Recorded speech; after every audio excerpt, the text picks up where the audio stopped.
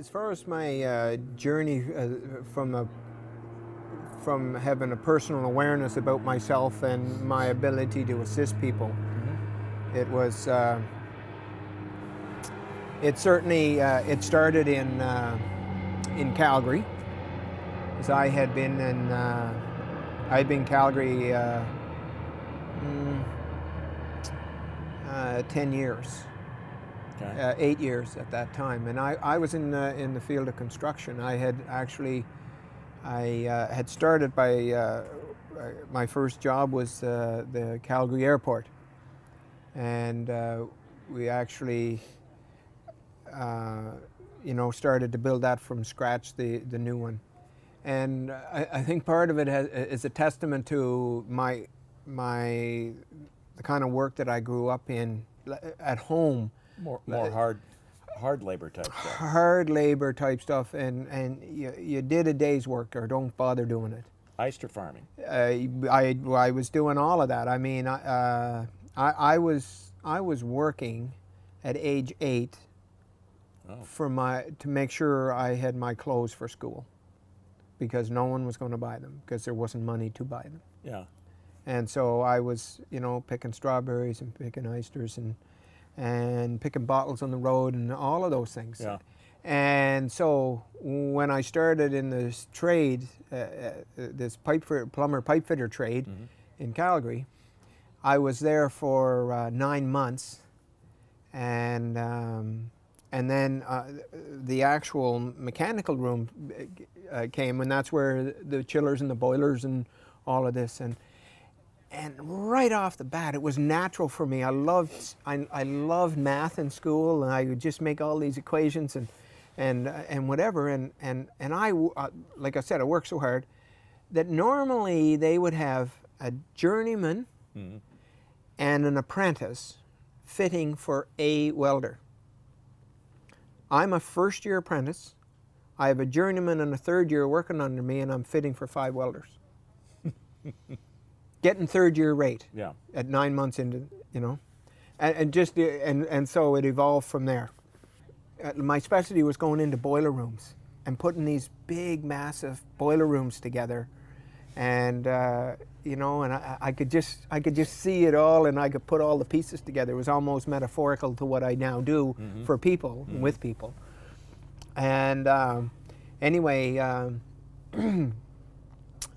I was on the tools, in other words, doing the manual labor, and I come in from Banff one Christmas. It was a week, about 2 weeks, 10 days before Christmas, and I went to one of the job sites that I was on with the old company just to say hi to the guys. And while I was there, the project manager was there, and he said, "What are you doing, Donn?" I said, "Oh, I'm up in Banff doing this." And he said, "Well, listen. You know the foreman that was on this job when you were here?" And I said, "Yeah." "Well, we had to let him go a little while ago, and we're looking for someone. I'd like you to take the job." I said, "Are you crazy, man?" And that was on a bigger job than what you were doing. It would be the same job, but see, I was on the tools on those other jobs. Okay. I was, I had people telling me what to do. I did that for about 9 months. I went to that job, and then I went to another one where I was a supervisor with another supervisor. And I went into the office one day, and the same project manager was there, and he said, "Come on over here, Donn, I want to talk to you." Went into his office, and he said, "Yeah." He said, "We've got a job for you." And I said, "What's that?" "Well, there's an 18-story high-rise downtown I want you to do. I want you to be the GF. Here's the blueprints." And here's this stack of blueprints, the architectural and structural and mechanical and all of this. And I'm thinking, I don't even know the difference between structural and architectural, and you're telling me that you want me to build this by myself? Like, what's going on here? And I thought he was crazy. And anyway, I ended up doing it. And that took me 2 years. And it was interesting, like I was so afraid because I had so much fears and so insecure and everything. And I did that job, and then I started on a 33-story high-rise. And I had this sense that, I'm called to do something different. This is fine, great money, I'm good at it, like all of that. I was getting the confidence, and it was like, no, no, there's something else I'm meant to do. And and this is like I'm 2 years sober by now, right? And all of this. And You think that had something to do with you thinking about something differently to do? yes, totally. Yeah. Yeah, it was like How? just that I was looking at it from a more humanitarian, something humanitarian, because I had been helping other people in a 12-step program in AA and Alcoholics Anonymous, and it was like that's what I've thrived on, is helping and assisting and watching people grow. Yeah.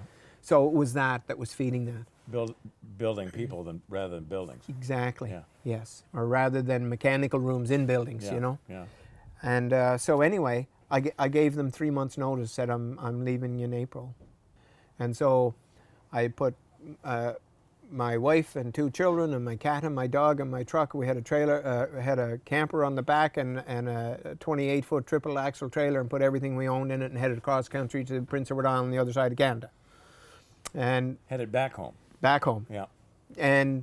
And this is all against my wife's will, you know, like here we are, we're safe and we're secure, we got funds, we got regular pay, you know, like you're making all this money, you know, Yep. nice vehicles, nice house, like all of this. And what are we going back to? What are we going back to?